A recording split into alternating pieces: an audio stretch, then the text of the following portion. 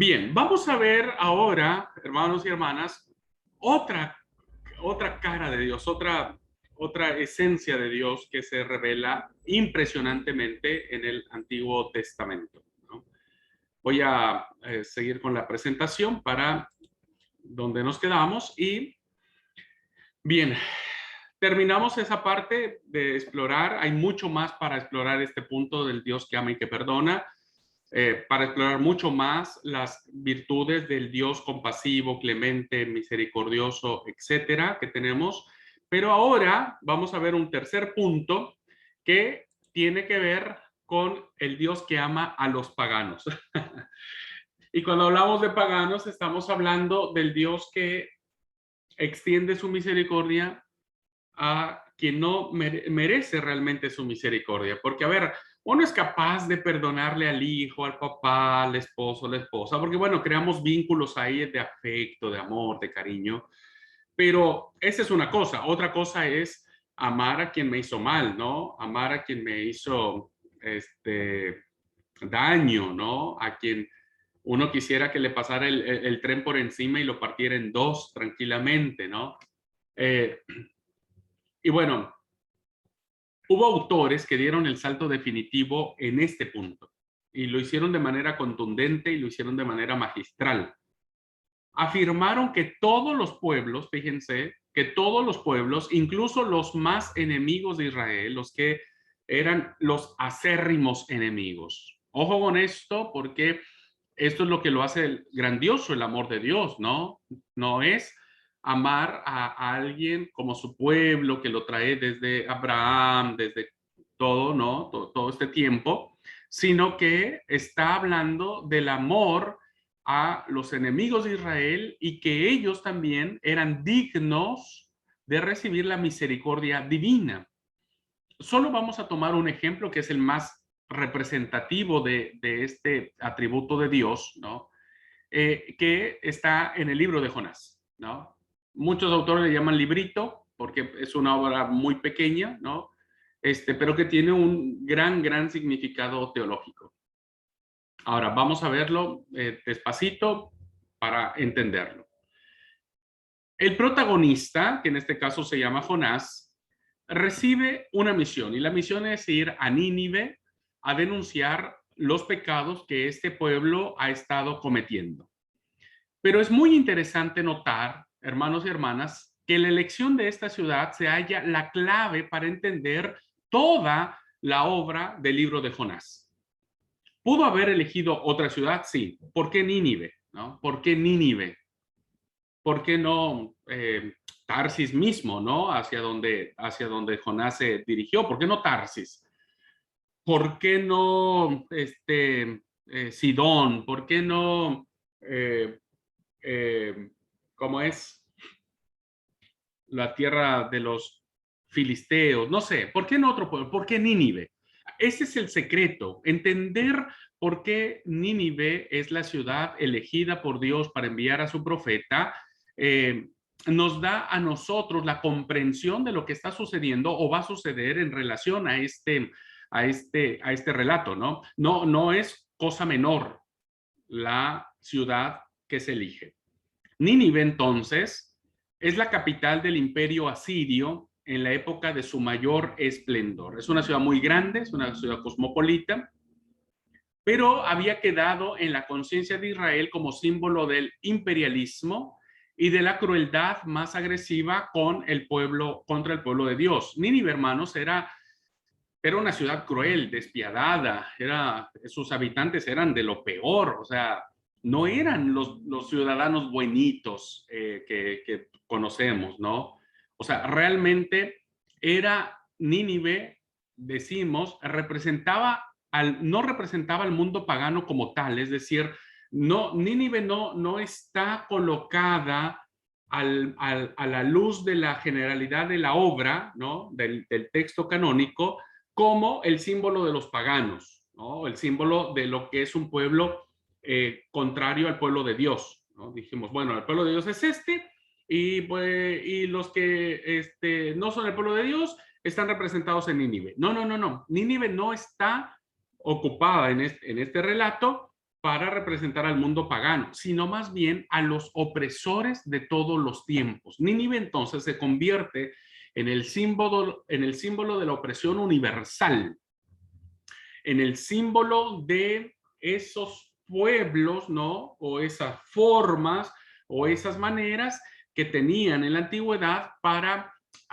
ser crueles contra los pueblos conquistados, contra los fenómenos que se daban en la guerra, etcétera. Entonces, si entendemos que Nínive se convierte en el centro básicamente del símbolo de la opresión, de la crueldad, en nuestros preconceptos e incluso cristianos, diríamos que no merecen la misericordia divina.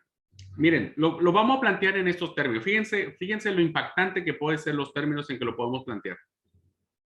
Fíjense que hoy podríamos plantear que los actos cometidos por el nazismo alemán, ¿no? En toda esta etapa de crueldad, de muerte, de los campos de concentración, de los hornos, ¿no?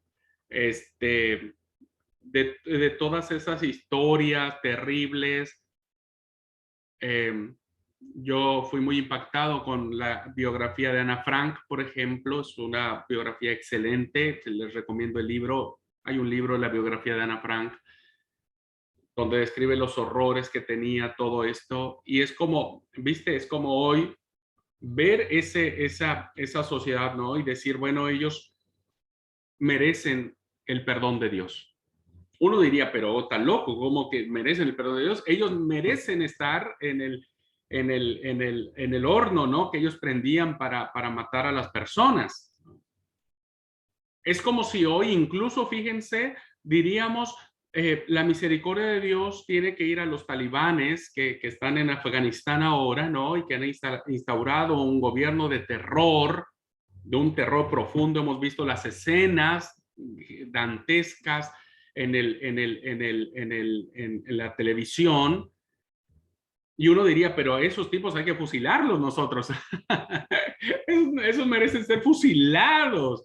Ver las atrocidades que hacen principalmente contra las mujeres, la verdad que uno diría, estos no merecen el perdón de Dios. Ahora, este es en sí, hermanos, esto es en sí el sentido que aparece en la obra de Jonás.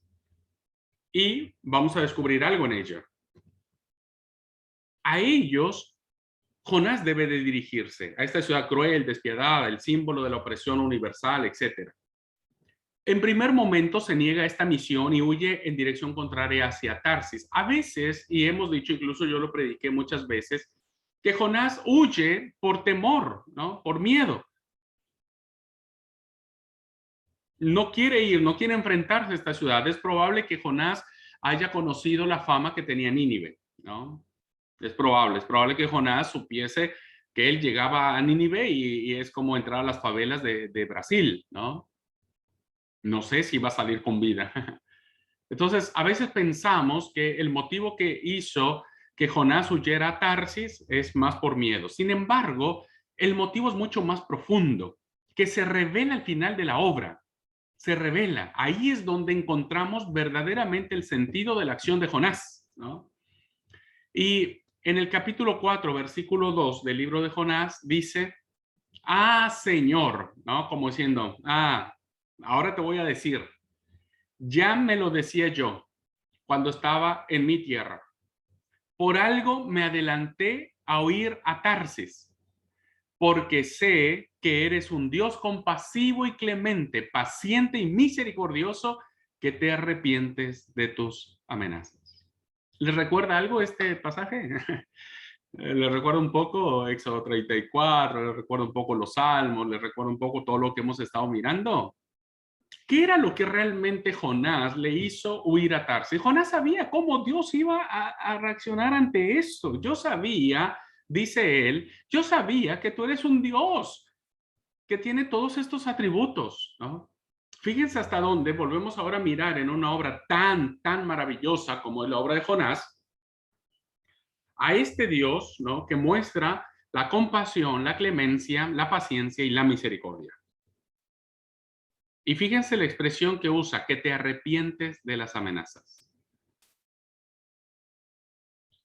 Un día me impactó mucho la expresión que aparece en el Génesis cuando Dios dice, y él se arrepintió de haber creado al ser humano. Y ahora yo leo este texto y dice que te arrepientes de las amenazas. El de Génesis me decepcionó como diciendo, ay, Dios mío, qué triste, ¿no? Que Dios se haya arrepentido de haber creado al ser humano. Pero ahora cuando veo este tipo de arrepentimiento en este contexto, me doy cuenta que Dios sigue luchando consigo mismo y que aunque arrepentirse no es nada fácil para Él, porque también está su santidad, su amor cubre multitud de pecados. Su amor cubre multitud de pecados. Entonces, esta parte que ahora nos enfrentamos de amar a los paganos, es una expresión muy profunda, muy marcada en el libro de Jonás, y eso es lo que hace especial a esta parte de Dios. Jonás sabe de antemano que Nínive no será destruida, él lo conoce muy bien, porque Dios es compasivo y clemente, no solo con Israel, que eso es lo que trata de decir la obra. Ha de haber sido muy chocante, realmente fue muy chocante esta obra para la mentalidad judía, fue muy chocante, porque se entiende en esta obra, ¿no?, que el pueblo que pudo haberse sentido mimado o consentido o privilegiado, se da cuenta ahora que la misericordia de Dios se extiende incluso hacia sus enemigos, hacia los más perversos, hacia los más crueles, porque Dios es compasivo y clemente no solo con Israel, sino con todos los pueblos, por poco o por nada que lo merezcan. El nazismo merece la misericordia de Dios, no. Los talibanes merecen ser tratados con misericordia, con cariño, con ternura, y no. Sin embargo, ¿no?, a la luz de la forma en que Dios ha ido manifestando en las generaciones, nos damos cuenta que Dios es capaz de perdonar, es capaz de ser clemente y misericordioso y de tener el castigo. Fíjense, es incomprensible, sí, cuesta trabajo asimilarlo, sí, claro que sí, claro que sí.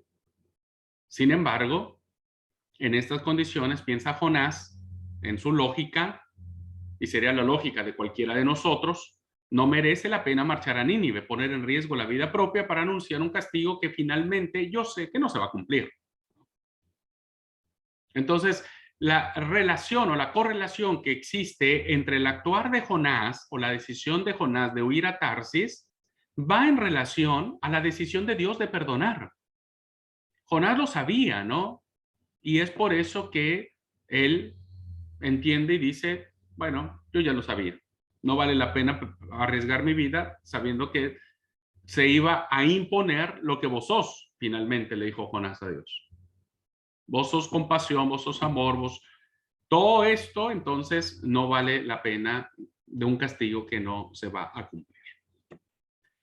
Decir, hermanos y hermanas, entonces, que el Dios del Antiguo Testamento es el Dios del temor y del castigo, demuestra un profundo desconocimiento de todos estos textos, ¿no? Ya, por eso quise iniciar un poco el curso enfrentándonos a algunos de los problemas que existen. Ya vimos algunos pasajes que son un tanto difíciles de entender, ya estamos encontrando algunas pistas. Sin embargo, lo que pesa en el texto bíblico no es la inmoralidad, sino la moralidad de Dios. Lo que pesa en el texto bíblico no es el Dios iracundo, enojado, que hace descender fuego para destruir a las naciones, sino más bien es un Dios que muestra su amor por aquellas naciones terribles que no merecen su amor. Muchos de aquellos autores, de los que escribieron estas ideas, estos redactores, escritores, tenían una fuerte conciencia del amor de Dios que millones de cristianos que hoy actualmente somos, ¿no? Que hemos de reconocer que nuestra óptica de Dios ha sido deformada por una mala educación religiosa. Venimos de la cultura del castigo y de la recompensa. Si vos haces algo muy bueno, buenísimo, buenísimo, buenísimo, así grandote, grandote, grandote, entonces tu recompensa tiene que ser igual de grandota, grandota, ¿no? La famosa teología de la retribución, ¿recuerdan cuando la lectura que tuvimos en espiritualidad? Porque tenemos una idea deformada de lo que es Dios. Si no pasa porque tenemos un Dios que parece cajero automático, que nos tiene que dar dinero, que nos tiene que dar plata, porque nos tiene que dar cosas, porque somos sus hijos, porque hoy un montón de gente está proclamando decir, si mi papá es un rey, entonces yo soy un príncipe, entonces merezco que el rey me dé todo lo que a mí me pertenece. Y entonces decretan, declaran, le exigen a Dios, es una sarta de cosas, ¿no? Que desgraciadamente estamos cayendo en esa otra parte, el Dios que parece cajero automático, o el Dios que si tu pecado es pequeñito, ¿viste? ¿No? Hoy todavía seguimos teniendo la idea de los pecados grandes y pequeños. ¿Tu pecado fue chiquito o fue grandote? Bueno, si fue chiquito, el castigo tiene que ser poquito, tampoco Dios, tampoco exageres, si no fue tanto lo que hice, no te pases. Y si es grandote, bueno, pues te va a tocar el azote. Venimos con una deformación del concepto de Dios y tiene que ver con una mala educación religiosa. Por eso yo los animo, hermanos, animo a todos a que podamos a las generaciones nuevas enseñarles a este Dios, ¿no?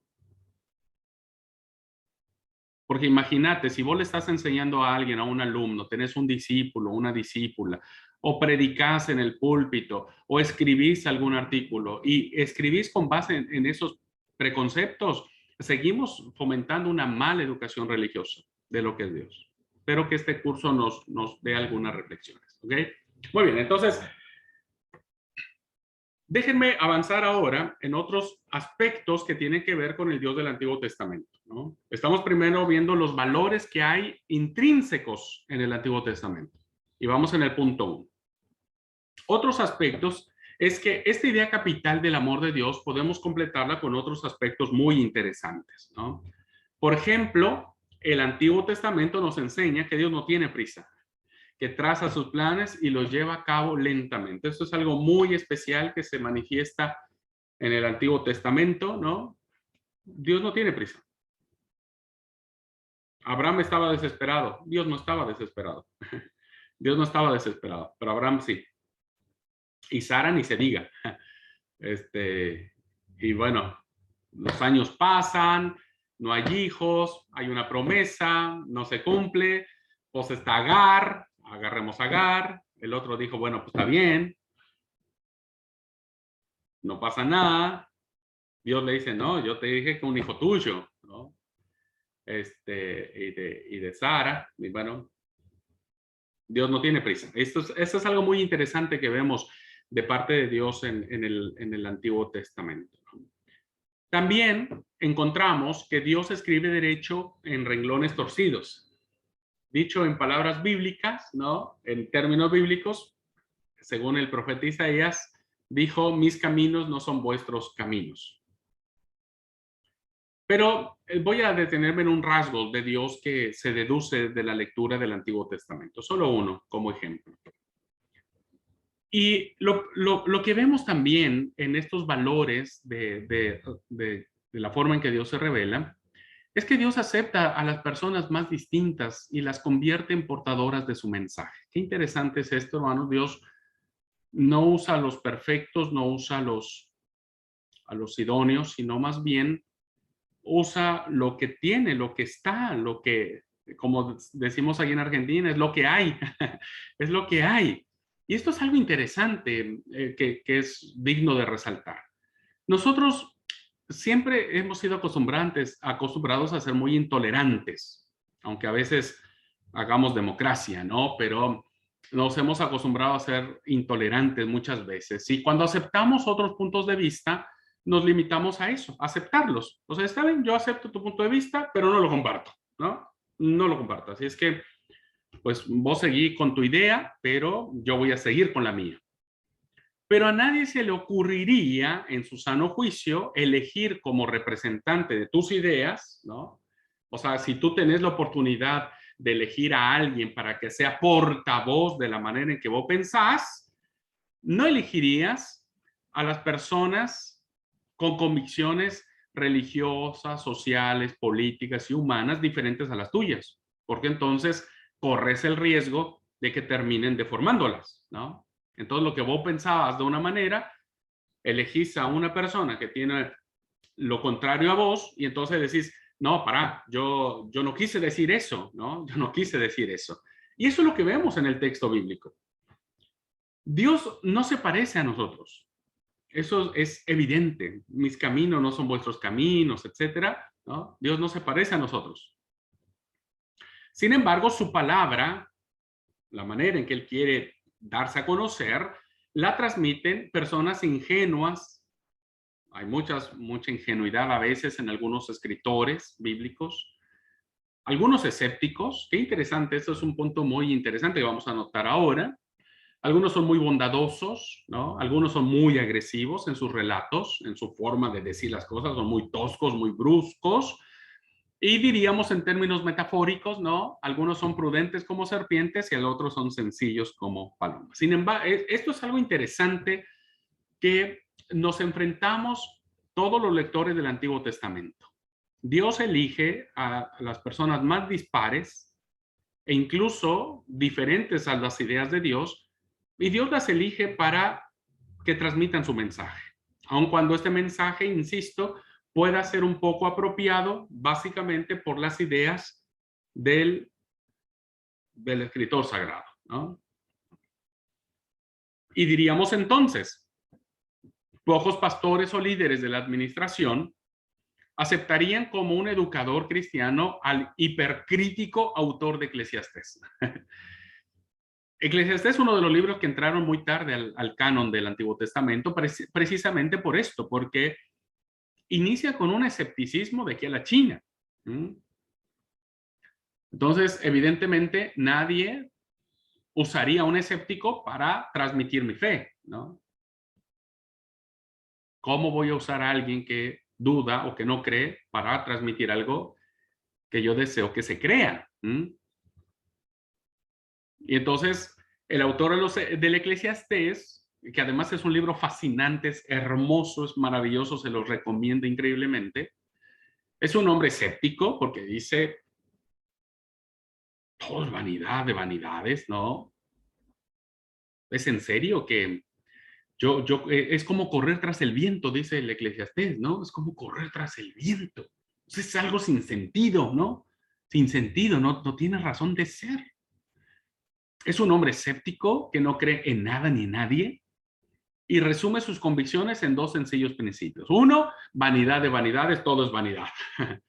Y el otro, el único bien del hombre es comer, beber y disfrutar del fruto de su trabajo, ¿no? O sea, para un judío piadoso y que por eso tuvo mucha resistencia, como decir, a ver, para un poco, eso no es así, ¿no? No es así. ¿Dónde está el optimismo de Dios, de su esperanza, de lo que otros textos bíblicos dicen? No, acá vemos a un hombre que a veces es tan fracasado, tan frustrado, tan manos caídas, ¿viste? Como diciendo, bueno, miren, ¿sabe qué? De últimas, arréglense para comer, para beber, pásenla bien y listo, ya está. Eso es todo del hombre. No hay otra cosa más que hacer. La idea se repite como un motivo central a lo largo de todo el libro. Es una constante, es un libro, hermanos, que la verdad confronta mucho la vida.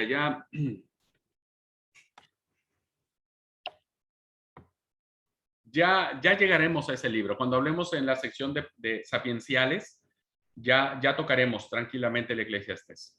Difícilmente habría obtenido la aprobación para enseñar una doctrina tan poco segura. O sea, si hoy alguien me manda un escrito a mí que vamos a tener una revista para la iglesia y me manda esos textos, yo diría, no, yo quiero algo acá que me anime, que me mueva la esperanza, la fe y demás.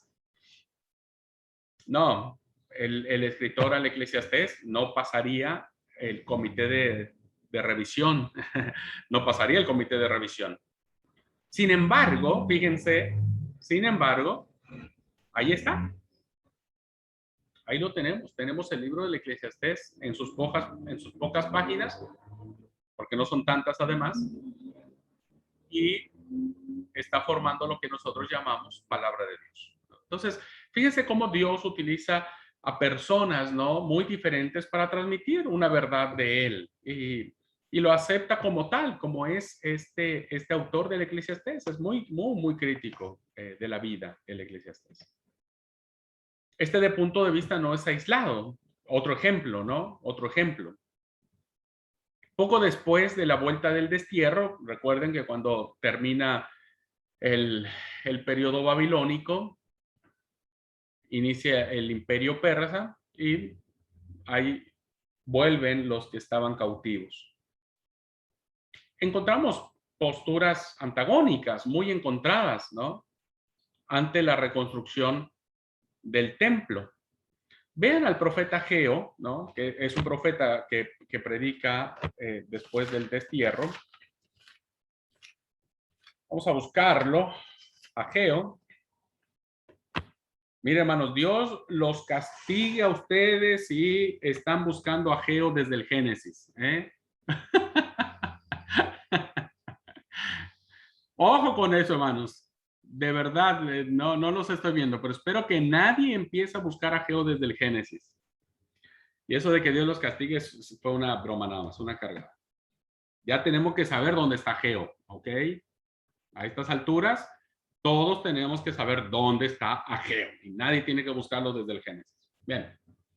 Después de este exabrupto del profesor, que le da mucha bronca ver a los cristianos que no saben dónde están los libros de la Biblia, me da mucha bronca. Cuando predico trato de no desconcentrarme cuando les doy una cita a la iglesia y desde el Génesis se empiezan a buscar. Hay otros que van al índice de la Biblia, van al índice para ver dónde está el libro. ¡Ay! Me salta la vena. Bueno, ya. Cierro el exabrupto del profesor.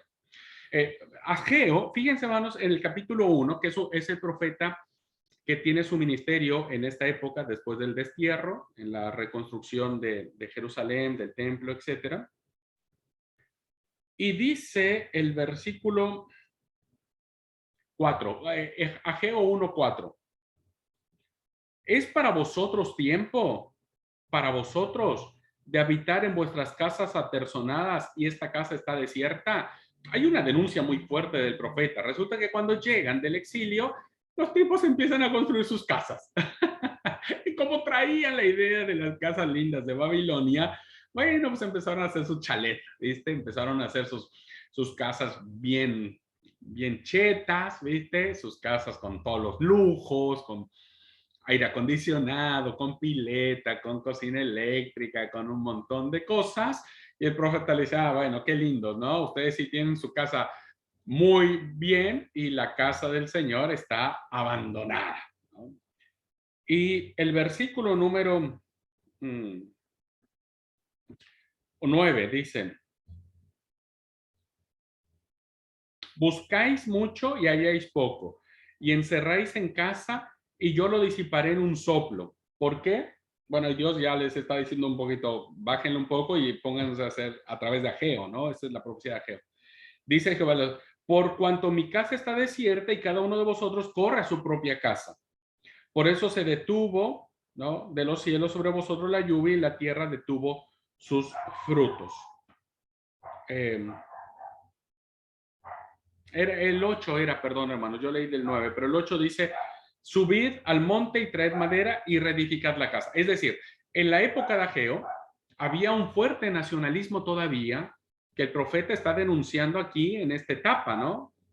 Está diciendo, hey, ¿cuál era la gloria de Israel? El templo. El templo, construyámoslo, levantémoslo, sus casas son re lindas, pero necesitamos volver a reconstruir nuestra unidad religiosa centrada en el templo. Para el profeta Ageo, considera indispensable recibir la bendición de Dios en la construcción del templo. Pero otros grupos proféticos del mismo tiempo, ¿no?, piensan que no solo es innecesaria otra vez la reconstrucción del templo, sino hasta absurda, fíjense. Y el Isaías, el tercer Isaías, ¿no?, el trito Isaías que se le conoce, dice en el capítulo 66, versículo 1, que es la época de la vuelta del destierro. Así dice el Señor: el cielo es mi trono y la tierra el estrado de mis pies. ¿Qué templo podéis construirme o qué lugar para mi descanso? No hay necesidad de construir. Dios es mucho más que un templo. Entonces, fíjense cómo en las tradiciones que encontramos en los textos bíblicos, siempre hay estas posturas nacidas de personajes en cuanto a su propia impronta, en su propia visión o mentalidad de lo que Dios quería o lo que Dios significaba. Si esto les suena extraño, los, los, los invito a una reunión de membresía de la iglesia para tratar el asunto de que si construimos un nuevo templo en otro lugar. Y les puedo asegurar que va a saltar para todos lados. Cada uno tendrá su idea, cada uno tendrá su propio pensamiento. Y si bien nos va, saldremos como amigos. Y si mal nos va, saldremos todos enojados de esa reunión porque algunos se aferrarán a su idea, otros se enojarán, otros no les importará. Entonces, este aspecto, hermano, muy interesante, que hoy solamente lo doy como manera introductoria, que iremos desarrollándolo en la medida de que vayamos acercándonos a los textos, nos hace pensar que Dios ha elegido a muchas personas. Los ejemplos pueden multiplicarse de aquí de Génesis a Malaquías tranquilamente. Las consecuencias son desconcertantes, sí, porque a veces hay como situaciones opuestas. Y entonces nos hace pensar, o Dios es alguien a quien todo le da lo mismo, y decir, bueno, hagan lo que quieran y escriban lo que quieran, o nosotros hemos sido demasiado intransigentes, nos hemos encerrado mucho en esa idea, ¿no? Que a veces nuestros fanatismos religiosos, ¿no? O nuestras formaciones religiosas no nos permiten, ¿no? Abrir el panorama y entender este tipo de cosas que están sucediendo en el texto bíblico, que es un texto dinámico, vivo, que forma parte de la impronta humana, ¿no? Y hemos convertido la verdad intelectual en un falso criterio absoluto, ¿no? En algo que decimos, así tiene que ser, así me lo enseñaron y listo, no hay vuelta de hoja. Creo que tendríamos que tener un poco de apertura para poder enriquecernos con el texto bíblico. Leyendo el Antiguo Testamento se tiene la impresión de que a Dios le importa poco la mayoría de las cosas que piensan los hombres, y la verdad es que no. Si sus palabras quedaron consignadas en la Biblia, no es porque tenga mayor o menor dosis de verdad, sino porque eran hombres, y Dios los quería y los aceptaba como hijos. Y entonces la forma en que cada redactor, cada escritor bíblico concebía su forma de entender a Dios, Dios la respetó y le permitió que quedara plasmado en el texto bíblico. Entonces tenemos que acercarnos al texto bíblico a la luz de estos lentes, ¿no? Esta conclusión, que muchos consideran herética, dicen, pero ¿cómo no? Todo es palabra de Dios. Dios tuvo que haber... Todavía seguimos pensando que Dios dictó al escritor y le palabra por palabra y le dijo, y matarás a tal persona y matarás a los niños y asesinarás a las mujeres, y todavía seguimos pensando, ¿no? Que Dios hizo esa labor. La verdad es que tendríamos que pedir espíritu del Señor para poder interpretar a la luz de este valor que es muy rico, la verdad que es muy lindo. O sea, si hoy se estuviera escribiendo el texto bíblico, ¿no? Los que estamos aquí en el seminario tendríamos, ¿no? Tendríamos distintas opiniones de Dios, distintas opiniones de Dios. Por nuestra experiencia, por nuestra capacidad intelectual, por nuestra cultura, por muchas cosas. ¿Estaríamos mal? ¿Tendríamos, no sería verdad lo que nosotros diríamos? No, tal vez tendría verdad, ¿no? ¿Por qué está en el texto bíblico? Porque finalmente esa es la riqueza que tiene, es uno de los valores importantes que ninguna otra obra literaria ha podido compararse con estos libros. Ahora, vamos al segundo. Hasta aquí dejamos, hermanos, ya cerramos el punto donde, cerramos académicamente, el punto donde Dios se automanifiesta, se autodefine, su amor, su compasión, su amor por los paganos, nos ama, o amó a sus escritores, que dejó plasmado cada idea, ¿no es cierto? Etcétera. Bueno, pasemos a un segundo valor que encontramos en el Antiguo Testamento. Y el segundo valor es que se le llama el ejemplo de unos hombres. Como segundo gran valor indicaría que el Antiguo Testamento nos enseña a vivir la fe con el ejemplo de personas concretas. Y esto es algo muy, muy lindo. Y voy a terminar la clase si ustedes me permiten, con este segundo valor. Los hombres, las personas, deseamos modelos con los cuales podamos identificarnos. Eso es parte de nuestra naturaleza. Sean artistas de cine, campeones olímpicos, héroes militares, grandes empresarios, eminentes políticos o cantantes famosos, como algunos tenemos el trauma de que hubiésemos querido ser buenos cantantes, cumplen esa función, ¿no? Son como modelos aspiracionales, de decir, cómo me encantaría cantar como tal persona, hablar como tal persona, conquistar medallas como tal persona, etc. Pero tuvimos un problemón, y lo digo con mucho respeto, ¿no? Con mucho, mucho respeto. La Iglesia Católica fomentó durante muchos siglos la lectura de la vida de sus santos, ¿no? Eso lo sabemos, incluso muchos fueron bautizados con los santorales que aparecían en los almanaques, ¿no? ¿Se acuerdan? Muchos tienen nombre todavía de los santos que aparecían en el almanaque. Era curioso. En México hay mucho eso, mucho, mucho, mucho. Nacía tal día, iban al almanaque y veían el santoral, ¿no? Veían qué santos había ese día, y depende de los santos que había, le ponían el nombre, ¿no? Y si era en masculino, lo traducían en femenino. San Eudocio, y si era niña, nació niña, es San Eudocia, por ejemplo, ¿no? Y entonces se creó una cultura donde estas biografías de estos personajes, ¿no? Quedaron desprestigiadas en gran parte porque a veces los autores o los biógrafos de estos santos deformaban tanto la verdad de la vida de estas personas que convertían al protagonista como un ser perfecto, angelical y muchas veces insoportable, porque ¿quién alcanzaba la categoría de esos santos, no? Entonces es como decir, no, olvídate. Y entonces, hoy incluso vos le preguntás a la iglesia, ¿ustedes son santos? ¿Se consideran santos? Y muchos les cuesta trabajo reconocer que son santos, porque esos modelos de perfección que en el imaginario colectivo nos legó la Iglesia Católica, y que muchos, insisto, fueron formados en sus filas, bebieron de la teología católica, y aunque ya no tienen hoy sus santos allí, la Virgen y qué sé yo, aún siguen teniendo esa idea de decir, no, yo no soy santo, soy más pecador, soy un pingo, soy un demonio. Eso sí, en eso sí podemos todos coincidir, ¿viste? Soy un demonio, pero no un santo. Muchos cristianos, el problema que tenemos es que esa influencia hizo que muchos cristianos no se sientan con esa vocación de santidad, ¿no? De santos. La verdad que no, ya lo expliqué. Preferimos decir que somos más demonios porque vamos a ser menos juzgados, ¿viste? A decir que somos santos, porque ahí sí, a ver, santo, santo, santo, pero bien que haces esto, bien que haces lo otro, bien que haces aquello. Entonces, preferimos decir que somos demonios, ¿no? Muchos cristianos se contentan con ser bondadosos, amables, serviciales, se caen, se levantan continuamente.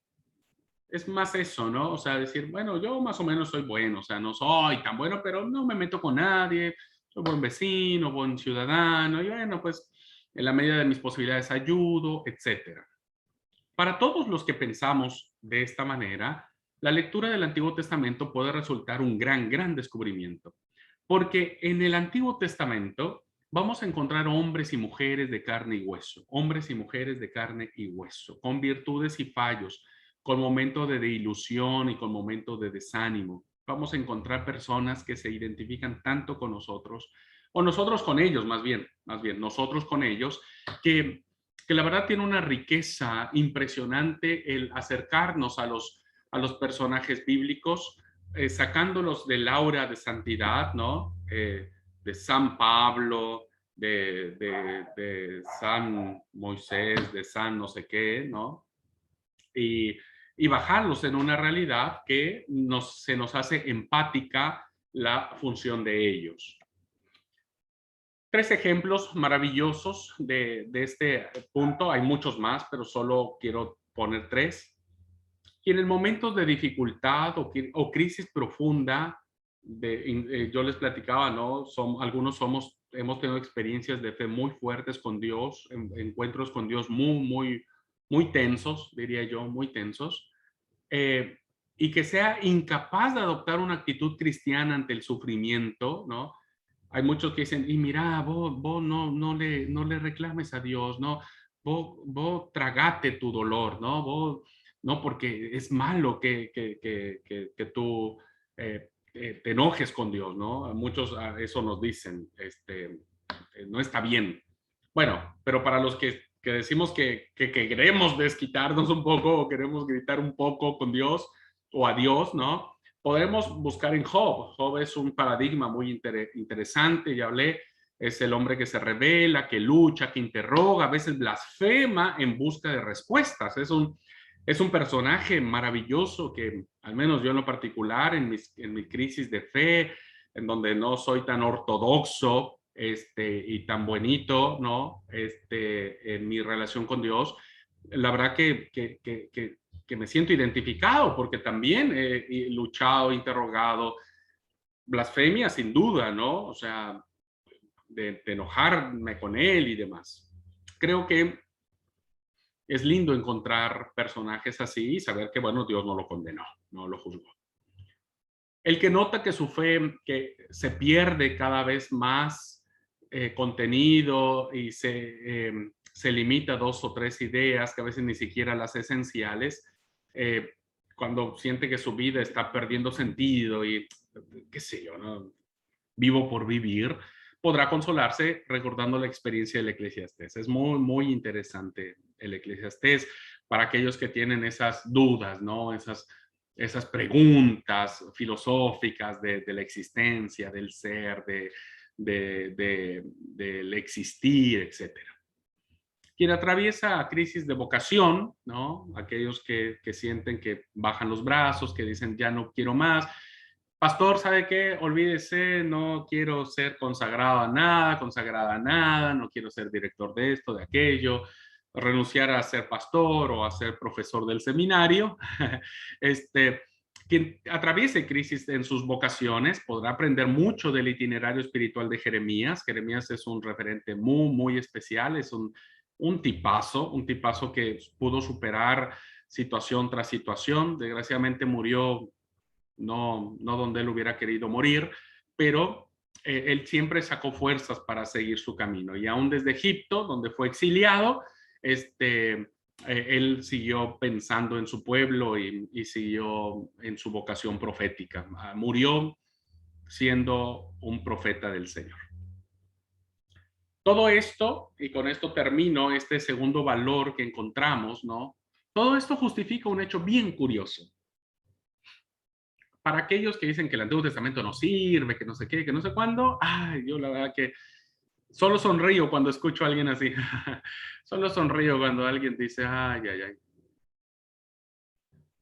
Cuando el autor de la carta a los Hebreos, que por cierto está en el Nuevo Testamento, intenta presentar a los cristianos quienes pueden servirles de modelo para su fe, ¿a quienes elige?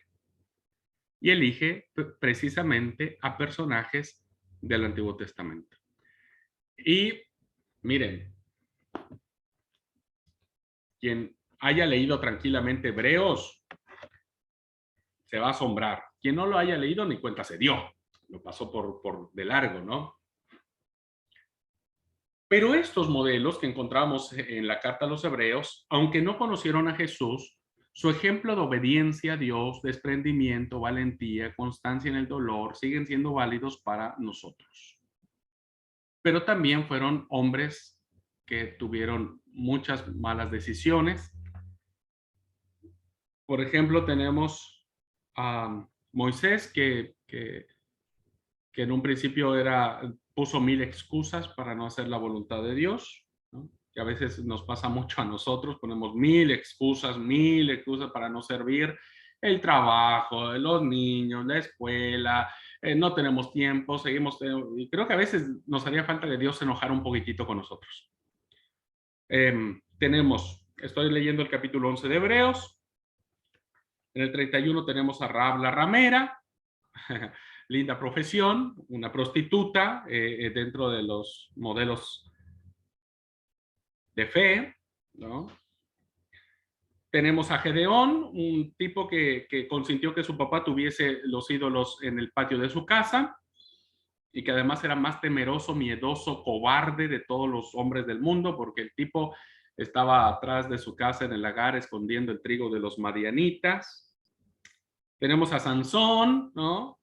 Tenemos a Sansón.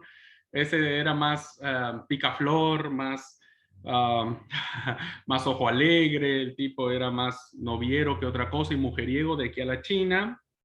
Bueno, está allí. Jefté que termina haciendo una tontería, haciendo un voto ante Jehová, diciendo que iba a sacrificar a la primera persona que saliera a recibirlo después de venir de la guerra, y de a quien sale su hija. Tenemos a David, bueno, San David, no es tan San David en algún momento de su vida, ¿no? Cruel, despiadado, mentiroso, se valió de su poder, y etcétera. Bueno, tenemos en el texto bíblico personajes que, dice Hebreos, son hombres, no debemos considerarlos como hombres lejanos y extraños, sino más bien como una nube de testigos de la fe que queremos profesar. Todos ellos vivieron sus experiencias como las nuestras, ¿no? Que nosotros también hemos sido mentirosos, adúlteros, fornicarios, que nosotros también hemos hecho promesas que a veces ni hemos cumplido, que también somos hombres y mujeres que ponemos otras cosas en primer lugar que Dios. Seguimos siendo estos hombres que nos representan, los que aparecen en el libro de Hebreos. Y están allí como el gran salón de la fama de los personajes bíblicos a los cuales dice el libro, dice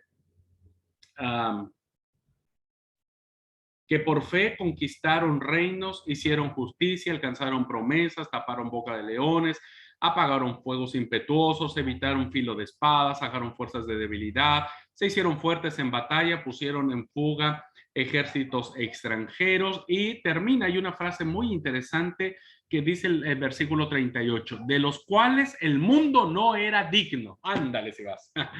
Ándale si vas. ¿Qué cosa? O sea, ahí se los dejo para reflexionar, hermanos. Ahí se los dejo para reflexionar. Ninguno de los personajes que aparecen en el capítulo 11 fueron los santos, inmaculados, impolutos, etcétera, ¿no? Fueron hombres y mujeres como usted y como yo. Y Hebreos termina rematando diciendo de los cuales el mundo no era digno. ¡Wow! ¡Qué hermoso! Y evidentemente esta alusión de los modelos de la fe los encontramos en el Antiguo Testamento. Muy bien, hasta aquí la clase de este día. Vamos a ver dos puntos más. Vamos a tocar la parte sociopolítica. Vamos a meternos un poquito en política, solo un poquitito. Un poquitito, vamos a meternos. Y después vamos a terminar con algo muy interesante. La persona de Jesús. La persona de Jesús en el Antiguo Testamento. Esa será una clase muy, muy interesante y muy bendecida. Bien. ¿Alguien quiere decir algo, hermanos? Tenemos 30 segundos. Si alguien quiere abrir su micrófono, quiere expresar algo, quiere alguna pregunta, alguna duda, podemos ocupar un minutito de tiempo.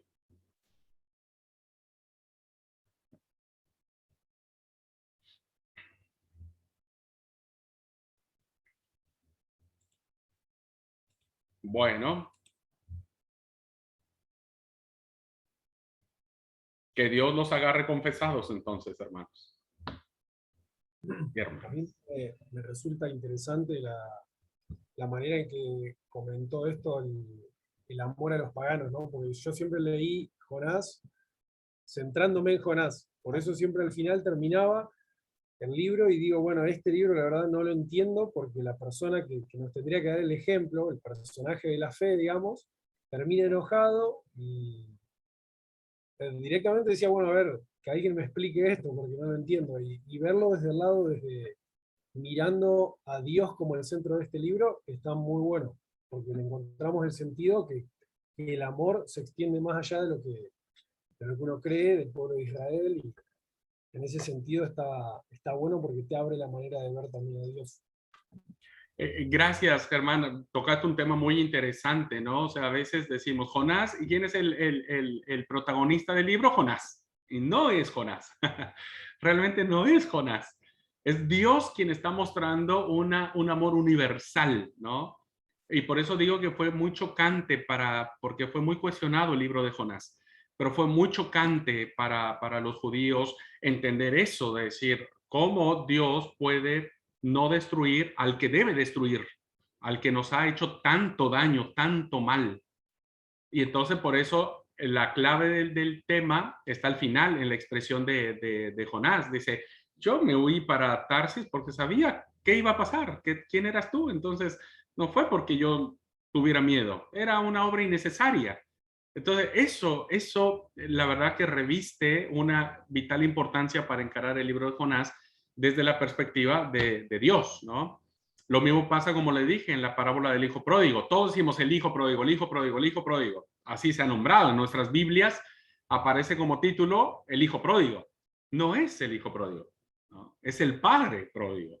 Es el padre realmente el personaje principal de la obra. Entonces, sí, es muy, muy impactante. Ya cuando lleguemos a Jonás, hay otras cosas todavía que sacar del libro de Jonás, pero por ahora solamente es esto para justificar el amor que el Señor tiene con todos aquellos que representan a nuestro juicio los que no deberían ser amados ni perdonados. Gracias, Germán, por ampliarlo más.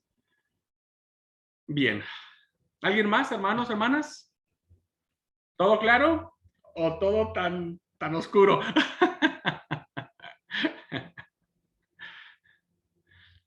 Lo bueno que este no es tema de salvación. Ustedes no tienen que presentar en el cielo el examen de Antiguo Testamento para entrar al reino. Ustedes solo con la sangre de Cristo son salvos. José, hermano. Álvaro. No es un comentario nada más, ¿no? Es de la primera hora, cuando el hermano decía que la Biblia no se escribió para leerse, sino para escucharse. Sí, y mi hermano lo dice, es en un momento en el que pues yo estoy trabajando y no puedo leer, no puedo mirar las diapositivas, sino que tengo que escuchar. Y el hermano cuenta esas historias con esa emoción, con esa pasión, y dice uno, en verdad, recordé la clase de predicación expositiva, la importancia de la narración, ¿no? De hacer, de rescatar eso, ¿no? Como si la palabra hoy en día la iglesia no la pudiera leer. Nosotros sabemos que predicamos y ellos la están leyendo allí, pero hacer de cuenta a nosotros de que ellos no tienen, sino que nos toca a nosotros llevarlos a que se imaginen esa escena, ¿no? Gracias, hermano. Bendiciones. Gracias a vos, Álvaro. Sí, la verdad que es interesante este dato que les doy, es muy, muy interesante y muy real. El texto se hizo para ser escuchado. Por eso todo se leía. Incluso las cartas del Nuevo Testamento se leían en la reunión, ¿viste? Hoy no, hoy o tenemos el proyector o cada uno lleva su Biblia, pero estaría bueno desarrollar esta pasión por leer nuevamente el texto bíblico. Y sí, es muy lindo. Bueno, hasta aquí quedamos con la clase. Voy a parar la grabación. Que Dios los bendiga a todos.